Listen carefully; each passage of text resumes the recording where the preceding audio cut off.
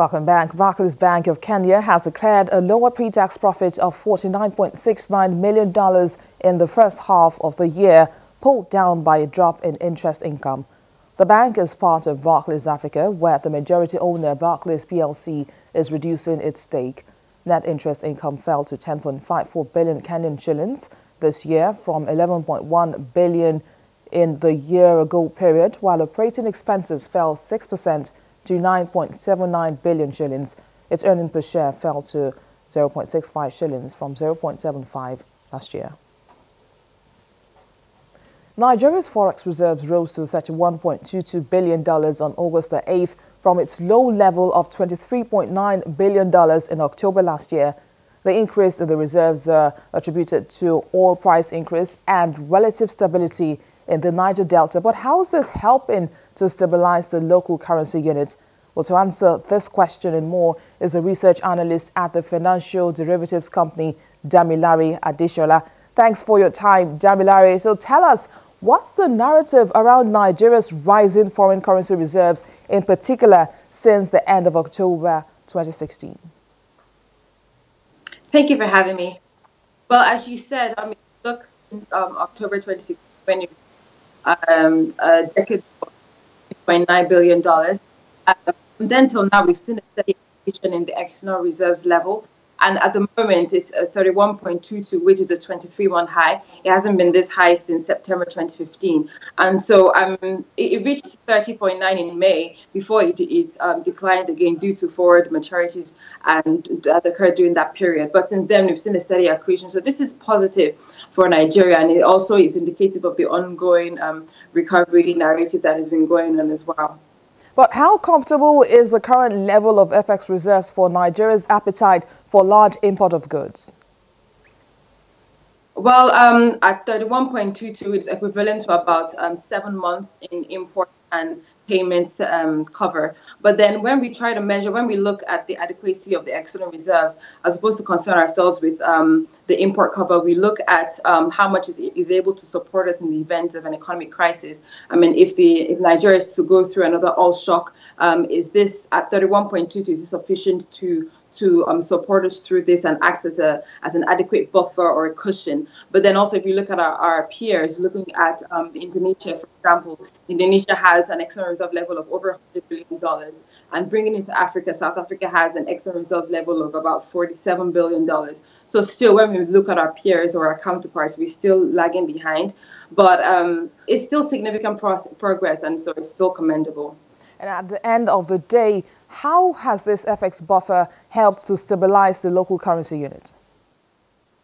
Well, so we know that the CBN relies heavily on external reserves to support its frequent forex interventions. The external reserves forms a primary source for this. But then we've also seen that the CBN has actually reduced its forex intervention in the last few weeks. If you look at July compared to June, it is about 50% lower. It sold about 1.1 billion in direct sales. But then, so that was a decline from the 2.3 sold in June. But then, so what we've seen is that the CBN is looking to let the exchange rate find its equilibrium, as it were, and so pull back the frequent interventions. And so that's why if you look at the last couple of days, there was a depreciation in the exchange rate. It's now 368 as opposed to 366 that it was at the parallel market earlier in the week.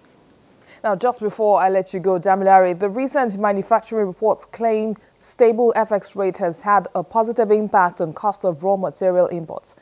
How sustainable do you think this is, and with that expected effect on consumer goods? So the PMI, this CBN's PMI, which is indicative of the manufacturing sector, has increased for the last 5 consecutive months.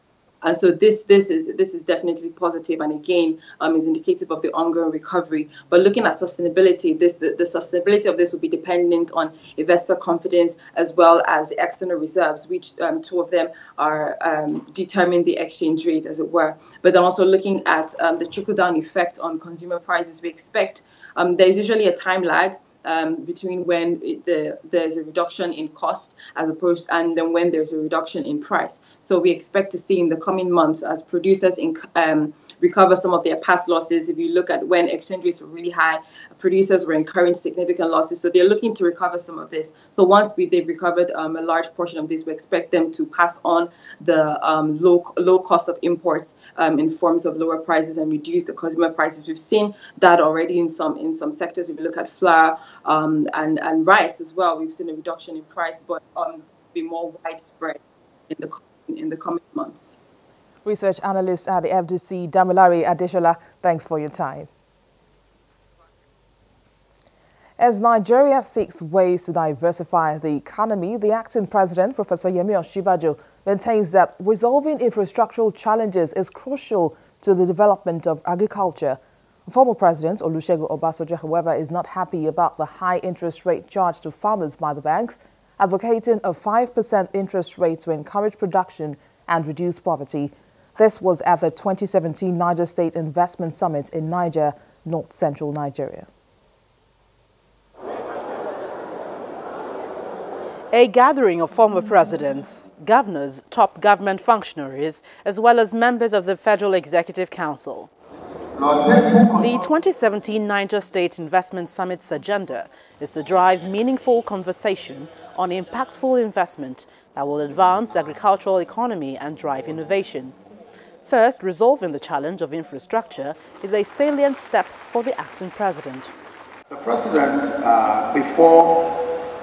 even just before he launched the Economic Recovery and Growth Plan, announced a policy at the Federal Executive Council, which is that any state that is willing to take road infrastructure, for instance, should be allowed to do so. And in that regard, we've already given to Kaduna State the Ahmadu Bello Way and the Nnamdi Azikiwe bypass.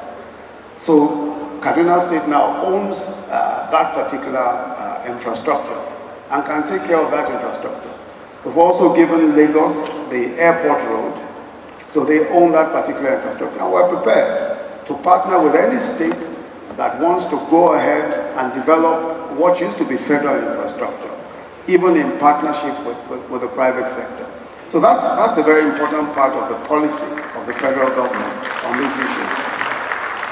The government's diversification drive receives another boost here as former President Olusegun Obasanjo advocates a reduced interest rate for farmers. American agriculture was developed on interest rate of not higher than 4%. It was an average of 2.5–3%. And that's why they were able to make it.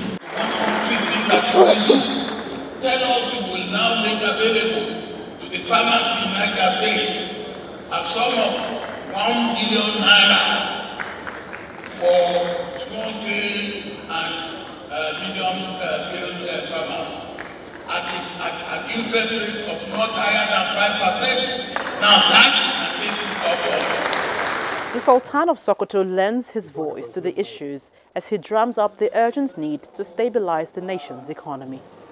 People have been talking of devolution of powers all over the country. I believe we should talk of devolution of economy, because if our economy is doing well and people are okay, nobody cares who is leading who and where. Well, after all said, there's a clear concern about the future of oil in Nigeria and the ability of the agriculture sector to bridge the economic gap. But more importantly for the government is consolidating sustainable long-term developments in agriculture. From Niger State, Gloria Umezuke, Channels Television News. And with that, we end today's program. Thank you for watching. I am Bisi Adebayo.